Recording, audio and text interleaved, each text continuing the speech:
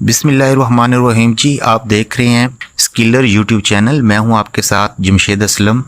मैं इस वक्त government technical training centre Hafizabad में as a IT instructor job कर रहा हूं। डाटा एनालिस्ट का ये हमारा पहला टॉपिक है जिसको हम डीपली ओवर थ्रू करेंगे कि डाटा एनालिस्ट कौन होते हैं, क्या काम करते हैं। अगर आप ये स्किल सीख जाते हैं तो इन फ्यूचर आपके लिए कौन कौन से रास्ते ओपन होंगे और आप ये स्किल सीख कैसे सकते हैं।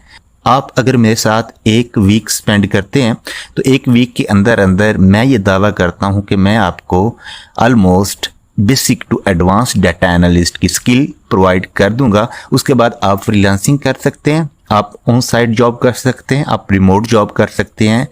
आपके लिए मल्टीपल रास्ते खुले होंगे। मैंने पिछले लेक्चर में भी आपको कहा था कि ये जो आपकी डिग्रियां होती हैं, ये जो आपके डिप्लोमे होते हैं, इनकी कोई वैल्यू नहीं होती है। मार्केट के अंदर सिर्फ स्किल की वैल्यू होती है। अगर आपके पास ट्रेंडिंग हार्ड स्किल हो तो आप दुनिया के किसी भी कोने में जाकर जॉब गेन कर सकते हैं। सबसे पहले जो हम समझते हैं कि डाटा एनालिस्ट कौन होते हैं और इनका क्या काम होता है। डाटा एनालिस्ट वो प्रोफेशनल होते हैं जो कम्प्लेक्स डाटा सेट को डिकोड करते हैं, यानी कि उनको एक डाटा दिया जाता है, वो उस डाटे को क्लीन करते हैं, बिल्कुल साफ करते हैं, देन उसकी बेस पे वो डिसीजन लेते हैं।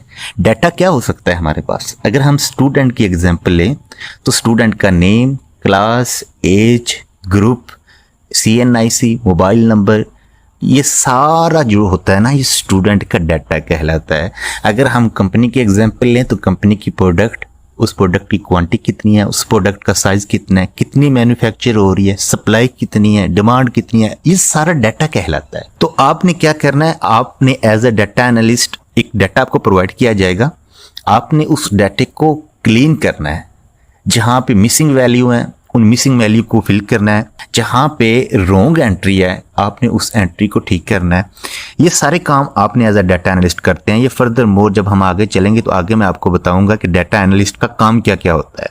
जब इसको डाटा दिया जाता है तो ये उनमें से मीनिंगफुल इंसाइट निकालता है। वो जो हमारे काम की चीज़ें होती हैं, जो कंपनी के काम की चीज़ें होती हैं, ये उस डाटा में से निकालता है। इनका मकसद कंपनीज को डाटा ड्राइवन डिसीजन लेने में हेल्प करना है, यानी कि वो कंपनी फ्यूचर में अपनी ग्रोथ कर सके।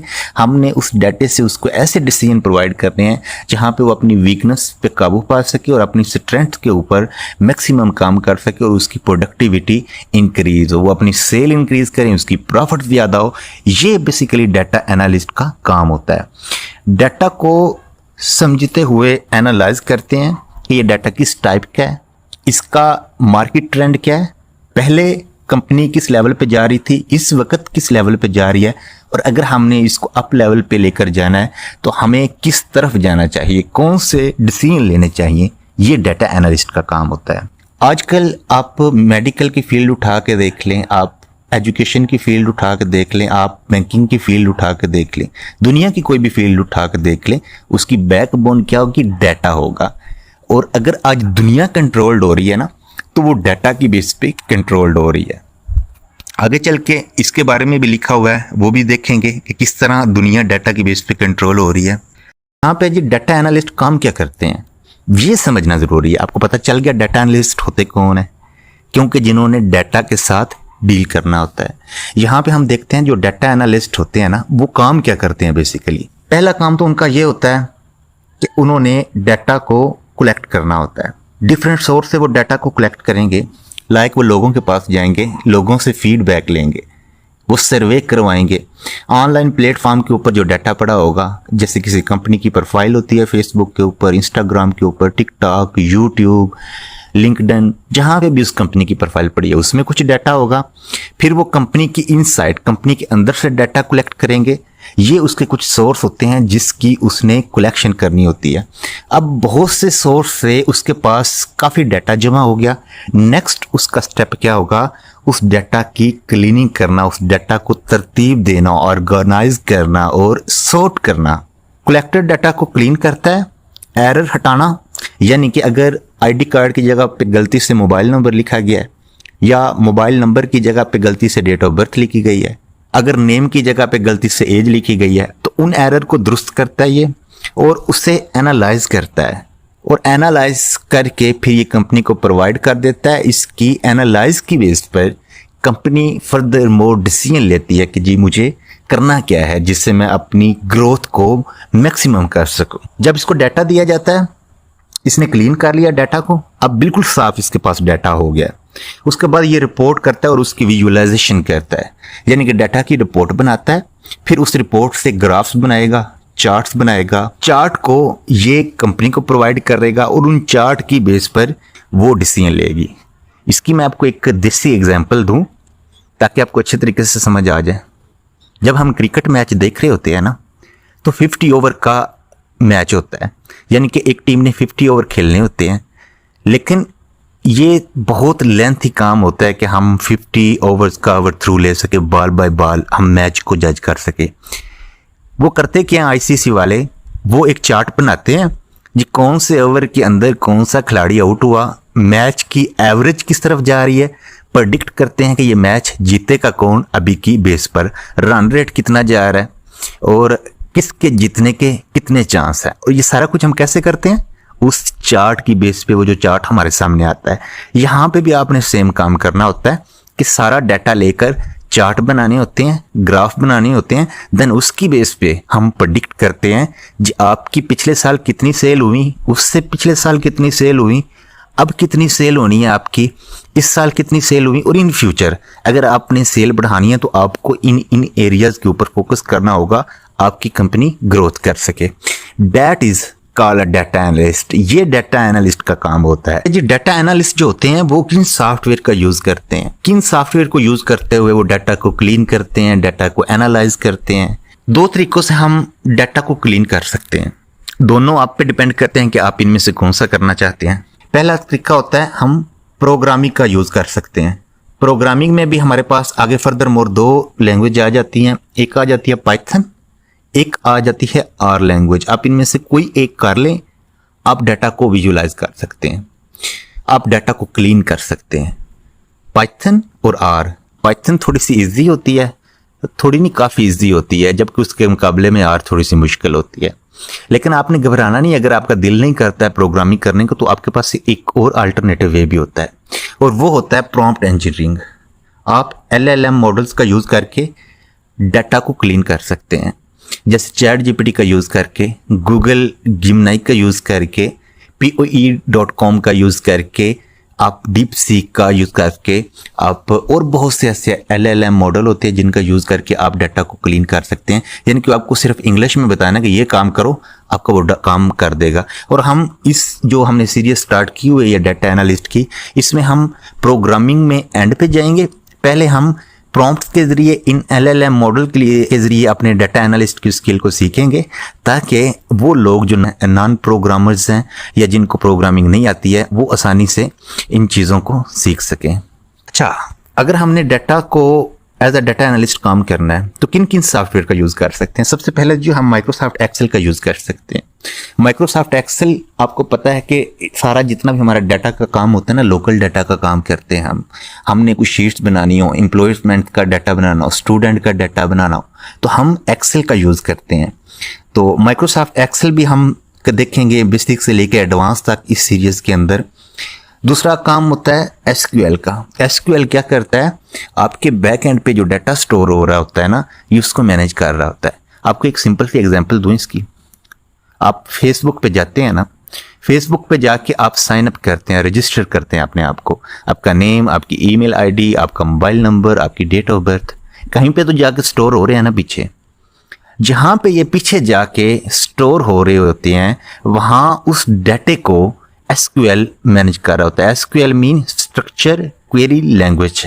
ये पीछे जाकर हम टेबल को डिलीट करते हैं, डाटा को ऐड करते हैं, मज़ीद टेबल ऐड करते हैं, क्योंकि हमारा जो डाटा होता है ना वो टेबल के अंदर पड़ा होता है।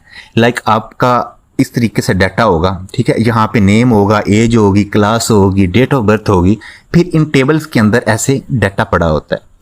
तो ये जो SQL लैंग्वेज है ना, ये इस टेबल को मैनेज कर रही होती है, कौन सी डाटे की रो, किस बंदे का डाटा यहाँ से हटाना है। जब हम फेसबुक पे जाके अपना अकाउंट परमानेंटली डीएक्टिवेट कर देते तो हमारा रिकॉर्ड इस टेबल से हटा दिया जाता है।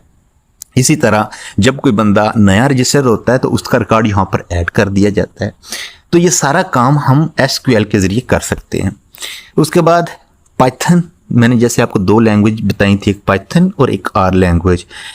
मोर एवर जो पाइथन है ना, ये बहुत इजी लैंग्वेज है। मैं आपको ये रिकमेंड करूँगा कि अगर आपने डीप AI के अंदर जाना है ना, आपने मुकम्मल AI इंजीनियर बनना है, तो आपको पाइथन सीखनी चाहिए और बड़ी इजी है और इतनी मुश्किल भी नहीं है, और इस दौर की ये सबसे हार्डेस्ट लैंग्वेज कंसीडर की जाती है। उसके बाद पावर बाई और टैबलू है। ये 2 सॉफ्टवेयर होते हैं जिनकी बेस पे हम ग्राफ बनाते हैं, चार्ट बनाते हैं, डैशबोर्ड तैयार करते हैं, डाटा को कंपाइल करते हैं, उसको विजुअलाइज करते हैं पावर बाई की मदद से। फर्दरमोर आगे देखते हैं डाटा एनालिस्ट की मार्केट में अहमियत क्या है, ये देखते हैं जी हम। आज अगर आप डाटा एनालिस्ट की स्किल गेन कर लेते हैं तो मार्केट के अंदर आपकी जो वैल्यू होगी वो क्या होगी। आज की डिजिटल दौर में हर ऑर्गेनाइजेशन को डाटा की समझ और उसे यूज़ करने वालों की ज़रूरत है, यानी कि वो लोग जो डाटा को समझते हैं, उसकी बेस पर विजुलाइज करना जानते हैं, ग्राफ बनाना चाहते हैं, चार्ट बनाना जानते हैं, उन लोगों की डिमांड है हर कंपनी को, हर ऑर्गेनाइजेशन को। डाटा एनालाइज इस गैप को फिल करता है। अगर आप ये फील्ड सीख जाते हैं, अगर आप ये स्किल सीख जाते हैं तो आप इस गैप को फिल कर सकते हैं। यकीन करें, मार्केट के अंदर 100 इसकी जॉब्स होती हैं और काम करने वाले 1-2 बंदे होते हैं। डाटा जो एनालिस्ट होता है, इसकी मार्केट के अंदर इस वक्त इतनी डिमांड होती है। हर कंपनी को डाटा एनालिस्ट की ज़रूरत होती है। आप IT का सेक्टर उठा लें, बिजनेस का सेक्टर उठा लें, हेल्थ का सेक्टर उठा लें, एजुकेशन का सेक्टर उठा लें, हर सेक्टर में इनकी डिमांड होती है। हर सेक्टर में चूँकि डाटा का इस्तेमाल होता है और जहाँ जितना ज़्यादा डाटा का इस्तेमाल होगा उतनी ज़्यादा इसकी डिमांड होगी मार्केट में। मार्केट में रोज़गार का ज़्यादा अपॉर्चुनिटीज़ होती हैं। अगर आप 2024 का डाटा उठा लें और 2025 का डाटा उठा लें, तो जहाँ पे पहले 2024 में 100 डाटा एनालिस्ट की जॉब अवेलेबल थी, हम इंडिया या पाकिस्तान में किसी एक कंट्री की एग्जांपल ले लेते हैं, चलिए पाकिस्तान की एग्जांपल ले लेते हैं, जहाँ पर 2024 में पाकिस्तान को 100 डाटा एनालिस्ट चाहिए थे, वहाँ पे 2025 में पाकिस्तान को 500 डाटा एनालिस्ट चाहिए। इतनी ज़्यादा डिमांड हो गई है। और आप सोचें कि जैसे जैसे आगे मज़ीद कंपनियां बनती जाएंगी, डाटा इंक्रीज़ होता जाएगा और जो डाटा एनालिस्ट हैं इनकी डिमांड बरकरार रहेगी। मैं कोशिश करता हूं कि थोड़ा स्पीड के साथ हम काम कर सकें, because your time is so important. तो उसको मद्देनज़र रखते हुए हम इधर उधर की बातों की तरफ बिल्कुल भी नहीं जाएंगे, हम सिर्फ अपने टॉपिक के ऊपर कंसीडर करते हैं। डाटा एनालिस्ट का रोशन मुस्तकबल, कैसे आप डाटा एनालिस्ट में अपने आप को ब्राइट कर सकते हैं, अपना फ्यूचर ब्राइट कर सकते हैं। डाटा एनालिस्ट सिर्फ आज ही नहीं बल्कि आने वाले वक्त में भी सबसे ज़्यादा अहमियत रखने वाली फील्ड होगी। इसमें कैरियर बिल्ड करना आपको फ्यूचर प्रूफ बनाता है। इसमें बहुत ज़्यादा पोटेंशियल है, इसमें बहुत ज़्यादा ग्रोथ है। कैसे इसके अंदर ग्रोथ है? AI के साथ ग्रोथ। आर्टिफिशियल इंटेलिजेंस और मशीन लर्निंग के साथ डाटा एनालिस्ट की फील्ड और ज़्यादा इन्वॉल्व हो रही है, क्योंकि आर्टिफिशियल इंटेलिजेंस में मशीन को सीखने के लिए भी डाटा की ज़रूरत पड़ती है और जो डाटा एनालिस्ट होते हैं ये डाटा को क्लीन करके आगे फर्दर प्रोवाइड करते हैं ताकि हमारी मशीनें सीखें और उस लर्निंग की बुनियाद पे ये हमारे काम करके हमको दे दें। जैसे हमने अपने लेक्चर नंबर 1 में आपको आर्टिफिशियल इंटेलिजेंस के बारे में डिटेल्स के साथ बताया था। अगर आपने वो वीडियो नहीं देखी तो आप पीछे जाकर वो वीडियो देख सकते हैं। उसके अंदर मैंने डिटेल के साथ बताया हुआ है कि आर्टिफिशियल इंटेलिजेंस क्या होती है। डाटा साइंटिस्ट बनने का रास्ता, जब आप डाटा एनालिस्ट सीख जाते हैं, जब आप डाटा एनालिस्ट में एक्सपर्ट बन जाते हैं तो आप डाटा साइंटिस्ट एक्सपर्ट बन सकते हैं। ये एक पाथ वे होता है, यानी कि ऐसा नहीं कि आप आज डाटा एनालिस्ट बन गए तो आपकी ग्रोथ रुक गई, आप एक जगह पे स्टक हो गए हैं। डाटा एनालिस्ट के बाद आप डाटा साइंटिस्ट बन सकते हैं। डाटा एनालिस्ट का रोल अक्सर डाटा साइंटिस्ट बनने का पहला कदम होता है, जहां आप एडवांस प्रेडिक्टिव मॉडलिंग और स्टैटिकल एनालिस्ट कर सकते हैं। यानी कि आपकी डिमांड और भी ज़्यादा हो जाएगी इंडस्ट्री के अंदर अगर आप डाटा साइंटिस्ट बन जाते हैं। तो टॉप डिमांड में इस वक्त अगले 10 सालों में डाटा एनालिस्ट स्किल की डिमांड बहुत तेज़ी से बढ़ेगी, जो आपको स्टेबल और हाई पेइंग कैरियर अपॉर्चुनिटी देगी। इसकी अप्रॉक्सीमेटली जो सैलरी होती है ना, वो 1 लाख से लेकर 10 लाख तक होती है डाटा एनालिस्ट की। और आपने चुप करके एक ऑफिस के अंदर अपनी चेयर के ऊपर बैठकर आज़दाना तरीके से डाटा को एनालाइज करना होता है। कोई इतना बर्डन नहीं होता, कोई इतना प्रेशर नहीं होता इस जॉब के अंदर। ये सबसे बड़ा फ़ायदा होता है इसका।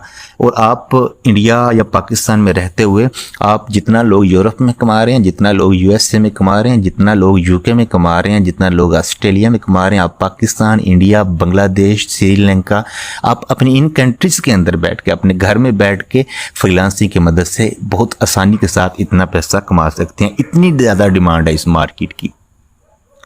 एक सक्सेसफुल डाटा एनालिस्ट की स्किल क्या होती है, मतलब अगर आप डाटा एनालिस्ट बनना चाहते हैं तो आपके पास स्किल कौन सी होनी चाहिए? एक एनालिटिकल सोच होनी चाहिए, डाटा पैटर्न को पहचानना कि ये डाटा किस टाइप का है, क्या ये डाटा कैटेगोरिकली है या ये न्यूमेरिक डाटा है। न्यूमेरिक मतलब ये नंबर्स वाला डाटा है, कैटेगोरिक मतलब ये नेम्स वाला डाटा है। और भी डाटा की बहुत सी टाइप्स होती हैं, तो आपको ये समझना होगा कि आपका जो डाटा है ये किस तरह का होता है। सबसे पहले तो ये स्किल होती है एक डाटा एनालिस्ट के अंदर। फिर उसके बाद प्रोग्रामिंग स्किल होती है। आप पाइथन लैंग्वेज सीख लेते हैं, एसक्यूएल सीख लेते हैं, तो आप डाटा को बहुत अच्छे तरीके से एनालाइज कर सकते हैं। लेकिन मैंने आपको बताया कि मैं आपको प्रोग्रामिंग की तरफ भी लेके जाऊंगा, लेकिन उससे पहले हम LLM मॉडल यानी कि चैट जीपीटी की मदद से हम डाटा को एनालाइज करना सीखेंगे बहुत आसान तरीके के साथ। फिर विजुअलाइजेशन एंड प्रेजेंटेशन, क्योंकि डाटा ज़ाहिर बात है जब आप क्लीन कर लेंगे तो उसके बाद आपने उसकी प्रेजेंटेशन तैयार करनी है, उसकी रिपोर्ट तैयार करनी है, उसकी विजुअलाइजेशन तैयार करनी है। कम्प्लेक्स डाटा को सिंपल और इंगेजिंग तरीके से रिप्रेजेंट करना होता है। अपनी कंपनी के CEO को, अपनी कंपनी के जो बिजनेस मेकर होते हैं, जो आइडिया मेकर होते हैं, उनको आपने प्रेजेंट करना होता है। जी यहाँ पे आपकी खामी है, जी अपना गैप फिल कर लें। तो अगर ये गैप फिल करते हैं तो आपकी जो प्रोडक्टिविटी है वो मैक्सिमम हो सकती है। फिर कम्युनिकेशन एंड प्रॉब्लम सॉल्विंग होते हैं, अपने फाइंडिंग्स को क्लियर तरीके से एक्सप्लेन करना और बिजनेस चैलेंज को एड्रेस करना कि कहाँ पे बिजनेस चैलेंज है, मुश्किलात हैं, उनको कैसे ट्रिगर किया जा सकता है, कैसे हटाया जा सकता है। ये सारी स्किल होती हैं एक डाटा एनालिस्ट के अंदर। और अगर आप में से किसी के पास मतलब इनमें से एक स्किल नहीं है, इनमें से कोई स्किल भी नहीं है आपके पास, तो डोंट वरी। कहते हैं कि कोई बच्चा भी अपने माँ के पेट से सीख के नहीं आता, दुनिया और मुआशरा उसे सिखाता है। तो इंशाल्लाह अगर आप हमारे चैनल के साथ जुड़े रहेंगे तो हम आपको बेसिक से एडवांस एक्सपर्ट कर देंगे इन सारी स्किल्स के अंदर। डाटा एनालिस्ट की जिम्मेदारियां क्या होती हैं? जब आप सक्सेसफुल डाटा एनालिस्ट बन जाते हैं तो उसके बाद आपने कौन से रोल प्ले करना होते हैं, कौन सी जिम्मेदारियां आपकी होती हैं? स्टेक होल्डर्स को रिपोर्ट करना।